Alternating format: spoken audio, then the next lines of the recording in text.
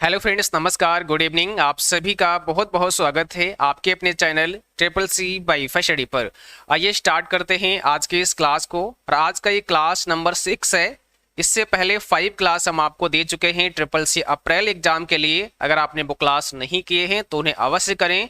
और जब आप हमारे चैनल पर जाएंगे तो प्लेलिस्ट में आपको जाना है, वहां पर triple C advance mock test series आपको ध्यान से समझना है। Triple C advance mock test series नाम की प्लेलिस्ट होगी, ट्रिपल सी प्रीवियस पेपर नाम की प्लेलिस्ट होगी और लिब्रो ऑफिस नाम की प्लेलिस्ट होगी। तो ये 3 मुख्य प्लेलिस्ट को आपको अवश्य देख करके जाना है, ठीक है, क्योंकि ये सभी इंपॉर्टेंट हैं और यहाँ से बहुत सारे प्रश्न आपके एग्जाम में आपसे पूछे जा सकते हैं। ओके, तो जो भी साथी क्लास में आ चुके हैं आप सभी एक बार क्लास को शेयर कर दें ताकि और भी बच्चे और भी साथी इस क्लास को ज्वाइन कर पाएं। और जिन बच्चों को ई बुक की आवश्यकता है तो डिस्क्रिप्शन बॉक्स में ई बुक का लिंक दिया गया है, जहां से आप सभी ई बुक भी डाउनलोड कर सकते हैं। तो आइए स्टार्ट करते हैं। आज का सबसे पहला प्रश्न आपके स्क्रीन पर आ चुका है। यहाँ पर पूछा गया है, यदि आप http www.domain.org टाइप करते हो तो उसमें org क्या प्रदर्शित करता है, org का क्या मतलब होता है। देखिए, जब आप किसी वेबसाइट पर जाते हैं तो आपने ध्यान दिया होगा, किसी में .com होता है, किसी में .org होता है, किसी में .in होता है, किसी में .net होता है, किसी में .gov होता है। तो ऐसे करके बहुत सारे आपको डोमेन अलग अलग दिखाई देते हैं जो डोमेन एक्सटेंशन होते हैं। तो यहाँ पर इसका org का क्या मतलब होता है ये आपको समझाना है। तो यहाँ पर आपको ध्यान रखना है, ये हो जाएगा संगठन संबंधी वेबसाइट, ठीक है। नॉन प्रॉफिट ऑर्गेनाइजेशन भी आप बोल सकते हैं, ORG का मतलब होता है। ऑप्शन सी होगा, ये संगठन संबंधी वेबसाइट होती है ORG, ठीक है, ऑर्गेनाइजेशन। तो यहाँ पर हो जाएगा सी ऑप्शन। देखो, कुछ प्रमुख डोमेन हमने आपके सामने रखे हैं, इनको जरा ध्यान से समझना है कि अगर इनसे संबंधित कोई सवाल आता है तो आसानी से उसका जवाब आप लोग कर पाओगे। जैसे अगर मान लिया कहीं .info आपको मिले, लास्ट में .info मिले तो इसका मतलब है इंफॉर्मेशन ऑर्गेनाइजेशन, सूचना संगठन से संबंधित वो वेबसाइट होगी। अगर किसी वेबसाइट के लास्ट में .com मिले, है ना, मोस्टली आप .com देखते हैं, तो इसका मतलब कॉमर्शियल वेबसाइट है, कोई वाणिज्यिक संस्थान है या वाणिज्यिक वेबसाइट है, ठीक है। कॉमर्शियल इसका मतलब हो जाएगा .com का। अगर GOV आपको मिलता है तो इसका मतलब हो जाएगा गवर्नमेंट, यानी कि कोई सरकारी संस्थान है, कोई सरकारी एजेंसी है, उसी में .gov लिखा होगा, ठीक है, लास्ट में। अगर .edu आपको मिलता है, इसका मतलब आप समझ लो कि कोई ना कोई शैक्षणिक संस्थान है, वहां पर डोमेन में .edu होगा, ठीक है। अगर .mil आपको मिलता है तो इसका मतलब मिलिट्री कोई सैन्य संस्थान है, .mil जहां पे होगा। .net अगर आपको मिलता है तो ये नेटवर्क रिसोर्स, कोई नेटवर्क संसाधन की वेबसाइट होगी, तो .net वहां पे होगा। और .org जैसा कि सवाल अभी इस प्रश्न में था, तो ये नॉन प्रॉफिट ऑर्गेनाइजेशन, कोई गैर लाभकारी संगठन होगा। तो ये कुछ डोमेन नेम है जो आपको याद रखने हैं। बाकी कुछ कंट्री के लिए भी डोमेन दिए गए हैं, ठीक है, कुछ कंट्री के लिए भी डोमेन दिए गए हैं। जैसे अगर .in मिलता है आपको तो इसका मतलब इंडिया, भारत की वेबसाइट है कोई ना कोई, ठीक है, .in वहां पे ही लगा होगा। जैसे कोई वेबसाइट है उसमें लास्ट में .in लग जाए तो समझ लो कि इंडिया की वेबसाइट है। अगर .au लगा होता है तो इसका मतलब ये ऑस्ट्रेलिया का है, ठीक है। .au ऑस्ट्रेलिया के लिए इस्तेमाल करते हैं लास्ट में डोमेन में। .fr का मतलब फ्रांस की है, .nz का मतलब न्यूजीलैंड की है, .uk का मतलब यूनाइटेड किंगडम है। तो ये कुछ एक्सटेंशन है जो कि डोमेन नेम है, जो कि आप जब किसी वेबसाइट पर जाते हैं तो आपने देखा होगा लास्ट में .com .in ऐसे होते हैं। तो ये थोड़ा सा आपके लिए इंपॉर्टेंट है, इनको आपको एक बार अच्छे से तैयार कर लेना है और चाहे तो आप अपनी कॉपी पर इन्हें नोट डाउन कर सकते हैं, ठीक है। चलिए अगला सवाल देखिएगा। वेब पेज डिजाइन करते समय निम्नलिखित स्क्रिप्ट भाषा का प्रयोग किया जाता है। जब आप कोई वेब पेज डिजाइन करते हैं, कोई वेब पेज बनाते हैं, तो कौन सी भाषा का इस्तेमाल होता है, किस लैंग्वेज का इस्तेमाल होता है। भाई आप चाहते हैं कि आप भी कोई वेब पेज बनाएं, ठीक है, तो आप कैसे बनाओगे, किस भाषा का इस्तेमाल वहां पर किया जाएगा। तो आंसर हो जाएगा HTML का इस्तेमाल करेंगे। हाइपर टेक्स्ट मार्कअप लैंग्वेज का इस्तेमाल करके आप किसी ना किसी वेब पेज को डेवलप कर सकते हैं, बना सकते हैं, ठीक है। तो HTML का इस्तेमाल किया जाएगा। और HTML के कोड कहाँ लिखे जाते हैं, ऐसा भी सवाल हो सकता है। तो HTML की जो कोडिंग है वो आप नोट पैड पर कर सकते हैं, आप वर्ड पैड पर कर सकते हैं, आप नोट पैड प्लस प्लस पर कर सकते हैं, और भी कई सारे सॉफ्टवेयर हैं जहां पर आप HTML के कोड को लिख सकते हैं एक वेब पेज को बनाने के लिए। ठीक है, तो अभी फिलहाल हमारा ऑप्शन पहला करेक्ट हो जाएगा। अगला सवाल है, ईमेल भेजने के लिए आपको उसका एड्रेस जानना जरूरी है। अगर आप किसी को मेल भेजना चाह रहे हैं तो क्या पता होना चाहिए? आपको रेसिडेंट एड्रेस पता होना चाहिए, जिसके पास मेल भेज रहे हैं उसका ईमेल एड्रेस पता होना चाहिए, दोनों आपको मालूम होना चाहिए, या फिर इसमें से कोई नहीं। तो जहां आप मेल कर रहे हैं, भेज रहे हैं, उसका क्या पता होना चाहिए? तो जाहिर सी बात है, अगर हम मेल भेज रहे हैं तो हमें मेल एड्रेस पता होना चाहिए। सो बी ऑप्शन यहाँ पे होगा, उसका ईमेल एड्रेस हमें मालूम होना चाहिए। ठीक है, अगला सवाल है, इंटरनेट पर किए जाने वाले कार्य को कहा जाता है? जो भी कार्य इंटरनेट पर करते हैं उसे हम क्या बोलते हैं? सर्फिंग, गैम्बलिंग, दोनों, या इसमें से कोई नहीं? तो यहाँ पर आंसर हो जाएगा सर्फिंग के नाम से जानते हैं, उसे सर्फिंग बोलते हैं। वेबसाइट से समूह होता है। वेबसाइट जो होता है वो किसका समूह होता है? HTML डॉक्यूमेंट्स होते हैं, URL होते हैं, ग्राफिक्स फाइल्स होते हैं, ऑल ऑफ द अबव, उपरोक्त सभी। तो जो वेबसाइट होती है वो किसका समूह होता है? बताओ क्या होगा इसमें? इसमें आपका करेक्ट आंसर डी हो जाएगा, उपरोक्त सभी। HTML document, URL, graphics files, ये सब होते हैं एक वेबसाइट के अंदर। ठीक है, तो हमारा ऑप्शन यहाँ पर डी हो जाएगा। ठीक है, अगला क्वेश्चन आपके सामने है, निम्न में सबसे कम ट्रांसमिशन स्पीड है। सबसे कम ट्रांसमिशन स्पीड आपसे पूछी है, किसकी है? सबसे कम ट्रांसमिशन स्पीड किसकी है, ये आपको बताना है। क्या होगा यहाँ पे? ट्विस्टेड पेयर केबल या ट्विस्टेड पेयर वायर, ये सबसे कम इसकी जो स्पीड है वो होती है। और अगर आपसे पूछें कि सबसे ज़्यादा स्पीड किसकी है, सबसे फास्ट कौन सी है, तो फाइबर ऑप्टिक केबल हो जाएगा। फाइबर ऑप्टिक केबल सबसे ज़्यादा स्पीड होती है या सबसे ज़्यादा ट्रांसमिशन स्पीड होती है। ठीक, जिसमें डेटा तेजी से भाग सकता है। ठीक है, तो फाइबर ऑप्टिक केबल है ये। अगला सवाल है, विंडो क्लोज करने की कीबोर्ड शॉर्टकट की बताइए। विंडो क्लोज करना है, इसके लिए कौन सी कीबोर्ड शॉर्टकट की आपको प्रेस करनी होगी? कौन सी कीबोर्ड शॉर्टकट की आप दबा दें जिससे आपका विंडो बंद हो जाए, जो भी एप्लीकेशन ओपन किया है वो बंद हो जाए? तो अल्टर के साथ में F4 आपको प्रेस कर देना है, जो एप्लीकेशन ओपन है वो क्लोज हो जाएगा। ठीक है, यहां तक कि आपका कंप्यूटर भी शट डाउन कर देगा। ठीक है, अल्टर F4 आपको प्रेस कर देना है। अगला सवाल है, वेब पेज पर एक शब्द जिस पर क्लिक करके दूसरा डॉक्यूमेंट खोला जाता है, ऐसे शब्द को किस नाम से जाना जाता है? भाई, जब आप किसी वेबसाइट पर जाते हैं तो वहां पर जब आप क्लिक करते हैं किसी भी पार्टिकुलर शब्द पर, तो दूसरा डॉक्यूमेंट खुल जाता है, दूसरा पेज खुल जाता है। तो उस शब्द को क्या नाम दिया जाता है? क्या वो हाइपरलिंक होता है, रेफरेंस होता है, URL होता है, या नन ऑफ द अबव, उपरोक्त में से कोई नहीं? तो आंसर इज वो हाइपरलिंक होता है, उसे हम हाइपरलिंक कहते हैं। जैसे आपने लिखा यहाँ पे क्लिक हेयर, और जब यहाँ कोई क्लिक हेयर पर क्लिक करता है तो इसके बाद में एक और पेज उसके सामने ओपन हो जाता है। हालांकि क्लिक हेयर के अंदर क्या होगा, कोई ना कोई लिंक ही पड़ा होगा, कोई URL का लिंक इसमें पड़ा होगा। जब आप यहाँ क्लिक करोगे तो उसी लिंक, उसी URL पर आप चले जाओगे जो इसके अंदर पड़ा था। बट इसको बोलेंगे क्या? तो इसको हाइपर लिंक बोलते हैं। क्या होता है? हाइपर लिंक होता है। तो किसी भी वेबसाइट पर ऐसे बहुत सारे हाइपर लिंक आपको मिलते हैं, जहां पे जब आप क्लिक करते हैं तो किसी दूसरे पेज पर आप चले जाते हैं। निम्न में कौन वेब पेज एक्सेस करने का माध्यम नहीं है? कौन सा एक ऐसा है जिससे आप वेब पेज को एक्सेस नहीं कर सकते हैं, मतलब वेबसाइट पर विजिट नहीं कर सकते हैं? ऐसा कौन सा है? Central processing unit, DSL, ISDN या मॉडेम? अब जरा ध्यान दो, यहां पर ये पूछ रहे हैं कि कौन सा ऐसा है जिससे हम किसी वेब पेज पर नहीं जा सकते हैं। तो यहां पर तो फिर ऑप्शन पहला ही हो जाएगा, सेंट्रल प्रोसेसिंग यूनिट। ठीक है, क्योंकि बाकी सभी क्या है, सभी ये इंटरनेट से संबंधित हैं। DSL, ISDN और मॉडेम, ये सभी कहीं ना कहीं नेट से संबंधित हैं, और इसी का इस्तेमाल करके हम किसी भी वेबसाइट पर या ऑनलाइन हम वर्क कर सकते हैं। तो यहाँ पर पहला ऑप्शन हो जाएगा सेंट्रल प्रोसेसिंग यूनिट। अगला सवाल है, voice mail, email, online services, internet और www निम्न में किसके उदाहरण हैं? ये सब किसके एग्जाम्पल हैं?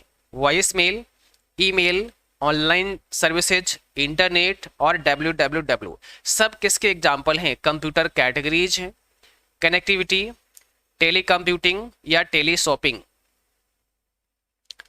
तो यहाँ पर क्या हो जाएगा, और जिन बच्चों ने क्लास को अभी तक लाइक नहीं किया है तो आप सभी को क्लास को भाई लाइक कर देना है और शेयर कर देना है। लाइक करना आप लोग भूल जाते हैं, है ना, क्लास में बहुत सारे बच्चे होते हैं बट लाइक कम ही करते हैं। तो कोशिश किया करो कि आप सभी लाइक किया करो, लाइक करने में कुछ जाता नहीं है, थोड़ा हमें सपोर्ट मिलता है, मोटिवेशन मिलता है, अच्छा लगता है कि आप सभी लोग क्लास को करते हैं और आपको समझ आती है ना, तो थोड़ा सा हमें मोटिवेशन मिलता है। इसलिए लाइक आप सभी अवश्य किया करो जो भी यहाँ पर प्रॉपर तरीके से अपनी क्लास करते हैं और देखते हैं। ओके, देखो यहाँ पर voice mail, email, online services, internet और www ये सब किसके एग्जाम्पल हैं? तो ये सब कनेक्टिविटी के एग्जाम्पल हैं, याद रखना है किसके एग्जाम्पल हैं? Connectivity, option number B. अगला सवाल है, निम्न में कौन सा कम्युनिकेशन प्रोटोकॉल इंटरनेट द्वारा प्रयोग किया जाता है? कौन सा कम्युनिकेशन प्रोटोकॉल इंटरनेट के द्वारा इस्तेमाल होता है? HTTP, www, TCP/IP या इसमें से कोई नहीं? तो यहाँ पर आपका सी ऑप्शन हो जाएगा TCP/IP, transmission control protocol internet protocol, ये आपको ध्यान रखना है। लाइकोस एक सर्च इंजन है, ट्रू फॉल्स में जवाब करना है। इसका सही आंसर क्या होगा? लाइकोस एक सर्च इंजन का एग्जाम्पल है, बताओ इसमें क्या होगा आपका राइट आंसर? तो यहाँ पर बिल्कुल सही है, ऑप्शन नंबर ए करेक्ट हो जाएगा, लाइकोस एक सर्च इंजन है। कंप्यूटर में वायरस आने का सबसे कॉमन रास्ता कौन सा होता है? कंप्यूटर में वायरस आने का सबसे कॉमन रास्ता क्या है? Cable connection, email, by installing game या नन ऑफ द अबव? तो सबसे कॉमन जो रास्ता होता है वो होता है ईमेल। ईमेल के जरिए आपके पास आपके कंप्यूटर में वायरस आने के ज़्यादा चांसेस होते हैं, तो ऑप्शन हमारा यहाँ पे बी करेक्ट हो जाएगा। अगला सवाल है, URL यूनिफॉर्म रिसोर्स लोकेटर क्या है? What is URL? एक हार्डवेयर है, सॉफ्टवेयर प्रोग्राम है, address of the web page, किसी वेब पेज का पता या एड्रेस है, ऑल ऑफ द अबव उपरोक्त सभी। तो इसमें क्या हो सकता है आपका सही जवाब? URL क्या हो सकता है? तो आप बोलोगे URL किसी भी वेब पेज का एड्रेस होता है। भाई पर्टिकुलर URL आपके पास किसी ने शेयर किया, उस पर आप क्लिक करते हैं तो एक पेज खुल जाता है, वेबसाइट ओपन हो जाती है और उस वेबसाइट पर आप किसी पर्टिकुलर पेज पर होते हैं। जैसे www.cccbyfirst.com एक वेबसाइट है और इस वेबसाइट पर एक मॉक टेस्ट का लिंक हमने कॉपी करके आपको शेयर कर दिया, तो हमने वेबसाइट का एक पर्टिकुलर पेज का लिंक आपको दिया है ना, तो वो वेब पेज का एड्रेस कहलाएगा और उसे ही URL कहा जाता है, यूनिफॉर्म रिसोर्स लोकेटर कहा जाता है। तो यूनिफॉर्म रिसोर्स लोकेटर एक वेब पेज का पता होता है, एड्रेस होता है। वेबसाइट में तो बहुत सारे पेज होते हैं, उनमें से किसी एक वेब पेज का एड्रेस हो सकता है, ठीक है, URL। अगला सवाल है, IP एड्रेस की लेंथ कितनी होती है? IP एड्रेस की लेंथ कितनी होती है? तो यहां पर हो जाएगा 32 बिट, 32 बिट हो जाएगा। अब ये थोड़ा सा आप देख लेना ऑप्शन में किस प्रकार से दिया है आपको पता है वैसे IPv4 32 का होता है और IPv6 128 बिट का होता है, बट यहाँ कहीं 128 बिट दिया नहीं है, 32 दिया है, तो आप इसे सही करेंगे। थोड़ा सा इसको देख लेना कि क्या पूछा गया है, या फिर यहाँ पर कहीं ऐसा तो नहीं कि IPv4 या फिर पार्टिकुलर 6 के बारे में ही बात की गई है। तो अगर 6 पूछें तो आपका 128 बिट हो जाएगा और 4 पूछें तो 32 बिट हो जाएगा, ठीक है। और कुछ ना पूछें तो फिर देखना है कि ऑप्शन में क्या दिया है, उसके हिसाब से आपको जवाब करना है। देखो IP इंटरनेट प्रोटोकॉल की बात करें अगर तो IPv4 32 बिट का होता है, 32 बिट और 4 बाइट, ये भी ध्यान रखना क्योंकि आजकल बाइट में पूछ लेते हैं। और 128 बिट का 6 होगा और ये 16 बाइट का हो जाएगा, तो ये भी आपको याद रखना पड़ेगा, ठीक है।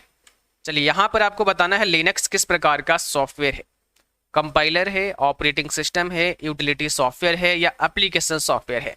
तो लिनक्स किस प्रकार का सॉफ्टवेयर है आपको ये बताना है। यहाँ पर सही आंसर क्या हो जाएगा, एक ऑपरेटिंग सिस्टम है। आपको पता है लिनक्स एक ऑपरेटिंग सिस्टम है और कैसा है ये भी आपको पता होना चाहिए, ओपन सोर्स है, ओपन सोर्स ऑपरेटिंग सिस्टम है। ऑप्शन बी, ऑपरेटिंग सिस्टम का मुख्य भाग है, ऑपरेटिंग सिस्टम का मुख्य भाग है कर्नेल, ऑप्शन बी हो जाएगा यहाँ पे कर्नेल, ठीक है। यह एड्रेस प्रतिदिन नहीं बदलता है, कौन सा एड्रेस चेंज नहीं होता है, static IP address, dynamic IP address, unique IP address, none of these.